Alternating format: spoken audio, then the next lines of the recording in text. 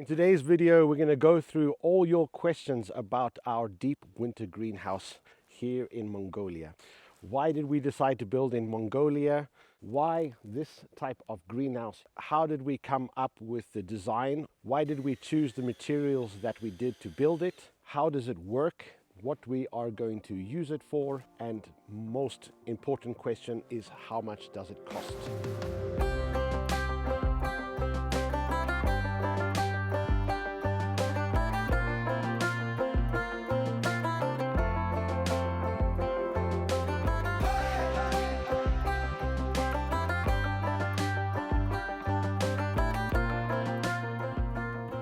As you know, our family moved to Mongolia beginning of last year to set up this homestead so that we can be a little bit more self-sufficient and self-sustaining. Having a greenhouse here in Mongolia was definitely one of the most important things. Having a normal greenhouse is very difficult in Mongolia because the winters are so long and so cold and the summers are so short, that we decided to build a deep winter greenhouse which will allow us to grow things that you don't normally grow in Mongolia and extend our growing season dramatically, which will allow us to produce a lot more food for our family. When it comes to the size of the greenhouse, our greenhouse is 10 meters by 6 meters. We went for that size because the size of our property, that would be the best size. But of course you can scale it up in any size that you want.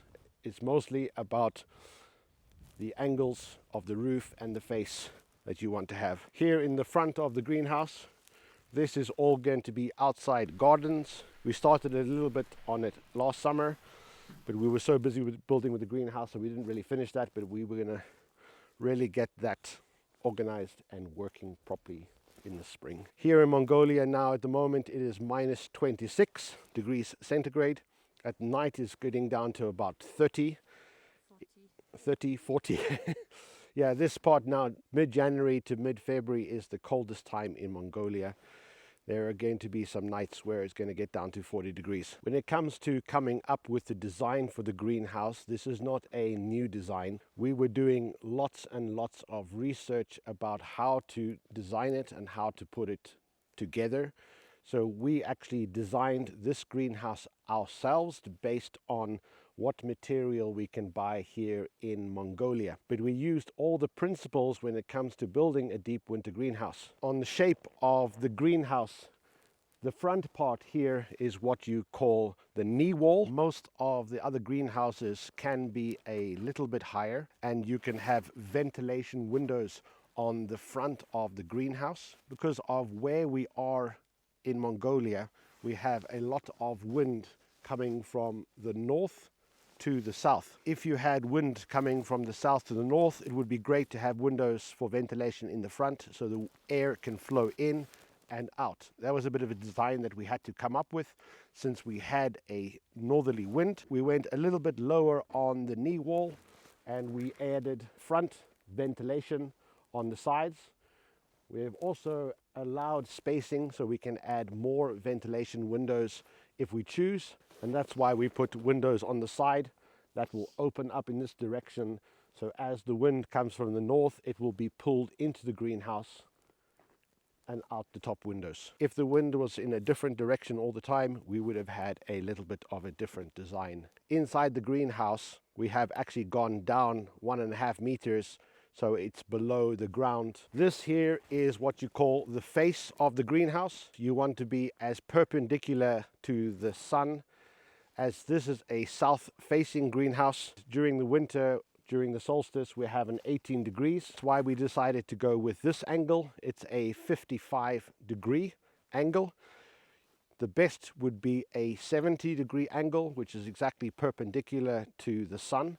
But we wanted to be able to have a little bit extra light during the summer time as well. The material that we used for the face of this greenhouse is 2 layers of 4mm polycarbonate.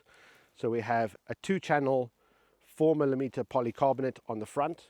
Then we have a 10cm air gap in between. Inside we have another 2-layer 4mm polycarbonate. which gives us a little bit more insulation value on the greenhouse. On the front sides of the greenhouse, this is what you call the rake wall. Double polycarbonate on the sides, since we wanted to have a little bit of extra light in the mornings and the afternoons. If we had to build this greenhouse again, we probably wouldn't add on this side on the rake wall on the left and the right. We wouldn't add this on. The insulation value is more important than the morning and the afternoon sun. So that's something we would probably change in the future.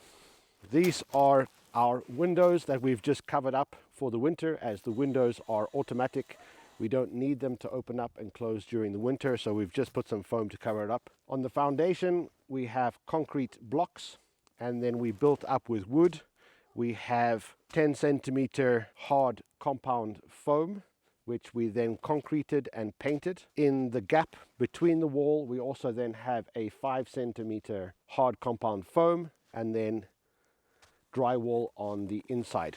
That gives us an R value of about 30 to 32, depending on how you measure it. For the roofing, we decided to go for this, it's called a sandwich material. It comes in either 10 or 15 centimeter hard compound foam, which has metal on the bottom, metal on the top, and it just links together.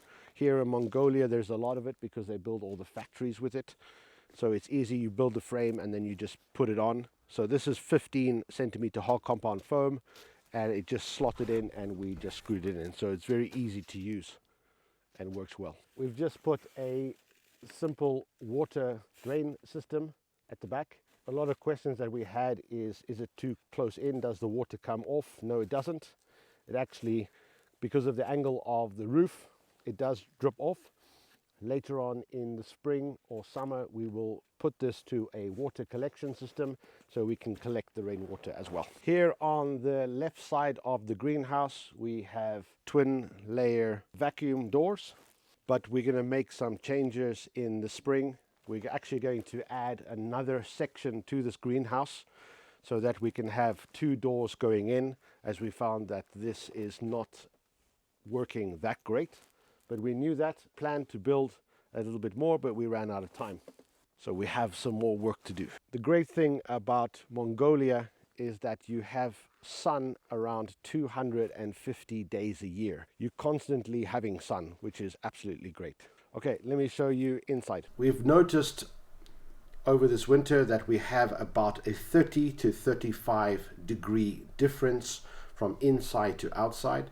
So outside is minus 25 at the moment, which means it is 10 degrees in the greenhouse. We're not running the geothermal system at the moment, but we have everything installed ready for next year so that we can start taking the warm air and putting it into the ground in the summer, and at nighttime we can extract the warmth out of the ground so we can have a more equal temperature between day and night.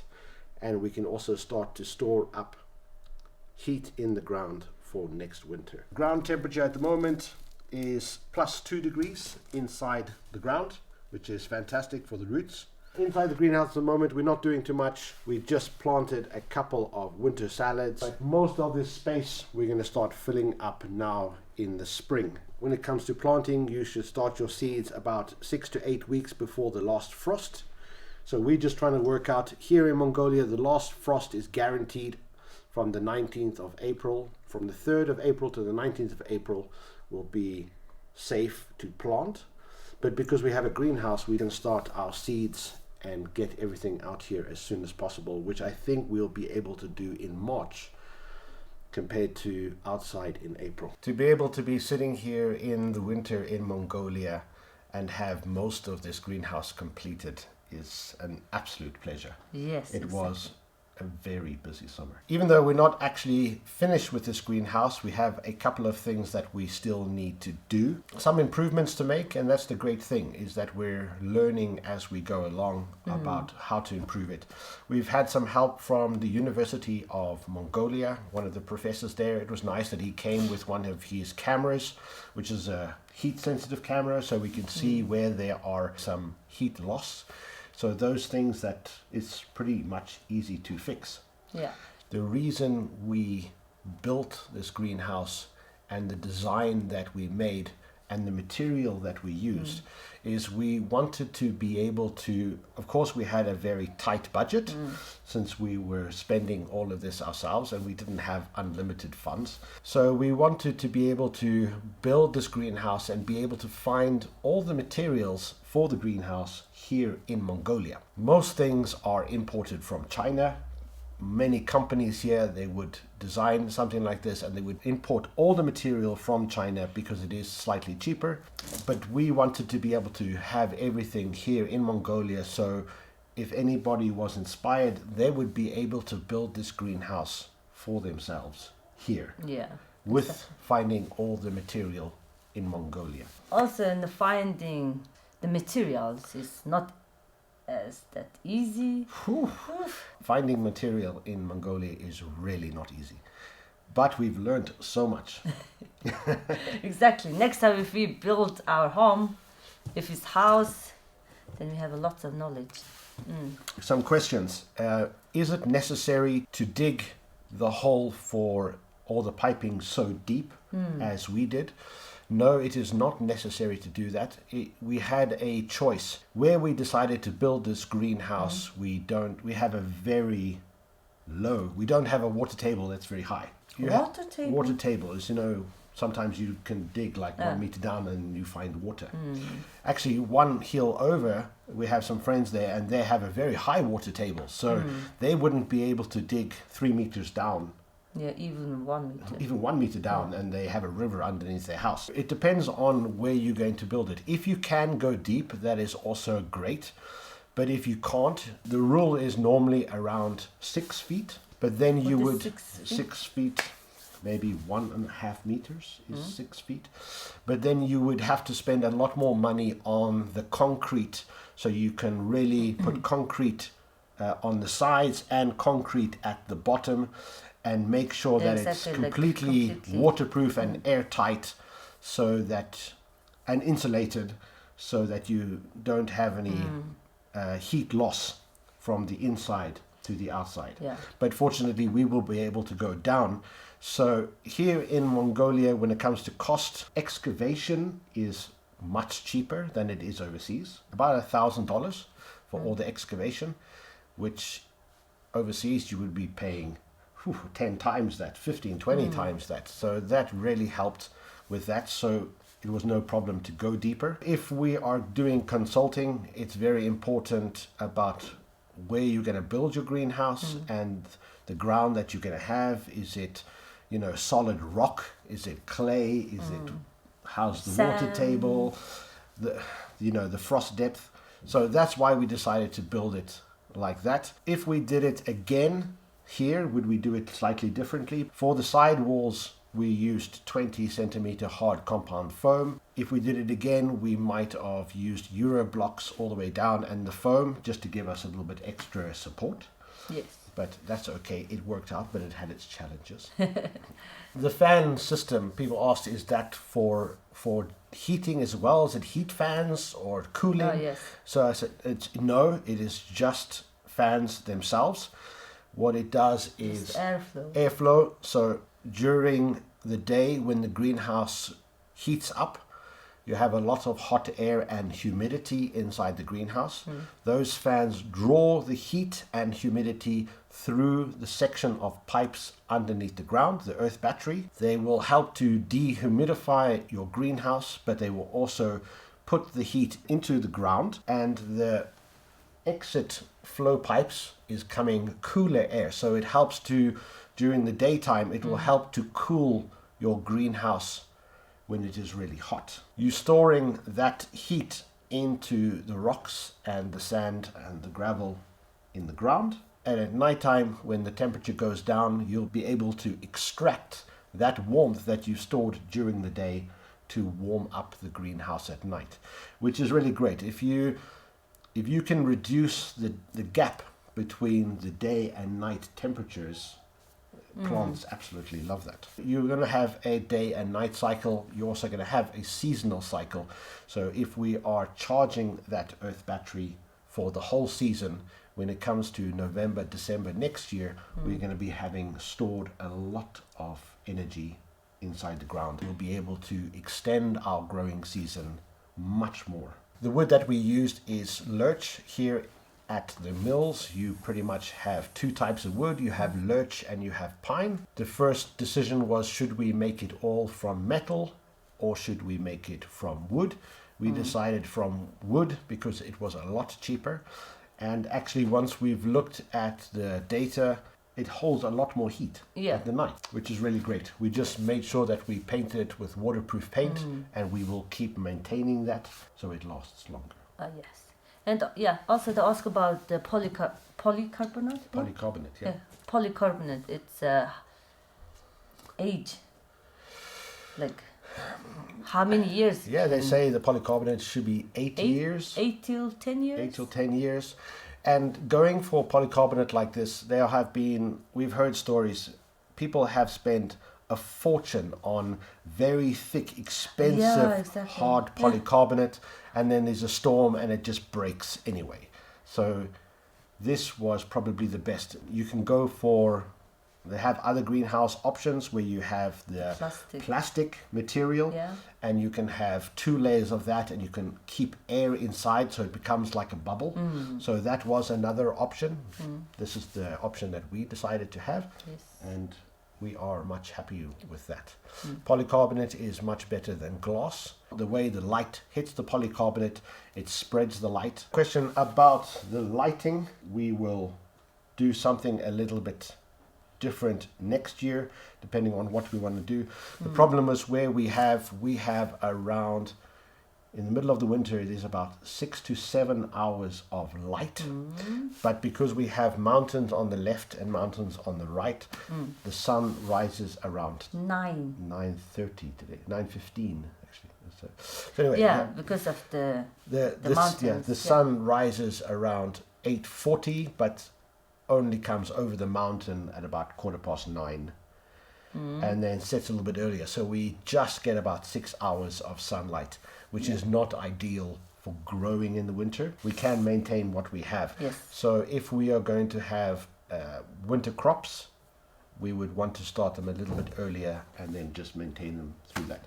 But most of the time we're going to overwinter a lot of things in the greenhouse. The greenhouse space, we are going to produce most of the food for our family. We're also going to do some special things and that we can provide and make products like hot sauces and spices and things that we will be able to share with you guys. There has a couple of other ideas, but we will come up with that later in the year. So when it comes down to the most important question, is how much does this cost? We have been watching a lot of YouTube channels that have built greenhouses.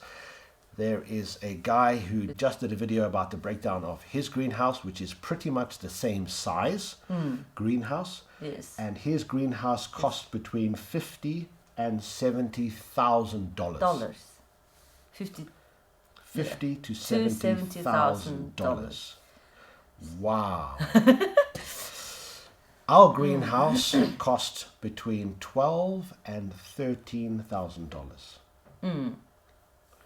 Which is Mongolian Tugruk? Around 40 million Mongolian Tugruk. 40 to 45 million Tugruk. $12,000 compared to, if we had a budget of $50,000 to $70,000. I mean, you can go. But this budget is for we doing everything ourselves. We didn't hire the workers. We didn't hire the workers. Well, we did a little bit. Deliveries. We paid for a little bit, but we used mostly our friends and our family, which helped quite a lot. If we were going to build a greenhouse for somebody and pay for all the excavation and for employment and food for employers and things, be a lot more expensive. we chose the material very carefully about what material we're going to use, the best for the best price. Yes. Of course, you can add on a lot more things to the greenhouse. You can make the insulation better. You can make a lot of things differently, but the price will then go up. Yeah, exactly.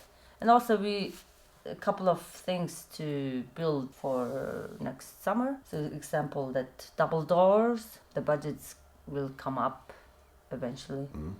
So but you can build like lots of monies for really nice. Yeah, exactly.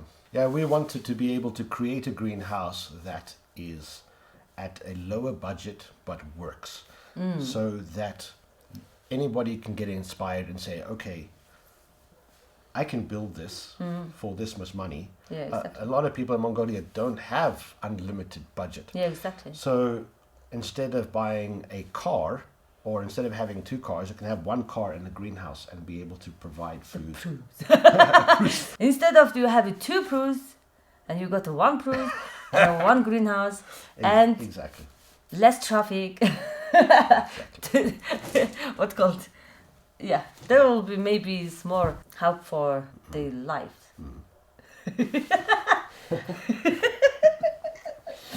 Because most people, no, most family has 2 cars, 2 Yeah, yeah. proofs, and Mongolian traffic is terrible and whatever.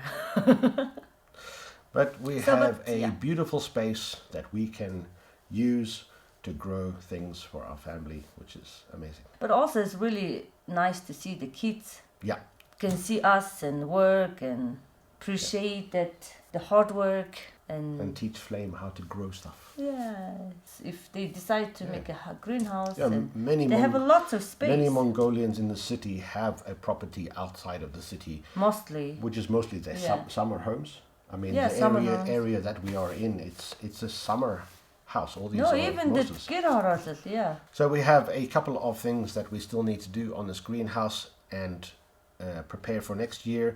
We're also going to put in watering system. We had a bit of a nightmare how to water the greenhouse during the winter, as everything has just frozen up outside. So we're going to come up with a plan for that for next year, Yes. and just Yeah. take you guys along on Yeah. the journey. It's really great working with the university. We were also up in Dachan doing a 1-hour presentation to small farmers. They will be coming out here, I think, within about a week to come and have a look. We will also be doing some consulting jobs over the next year. We have a couple of greenhouse projects that we are already booked up. Yes. There's only so much we can do in 1 year when it comes to consulting and even building a greenhouse for someone.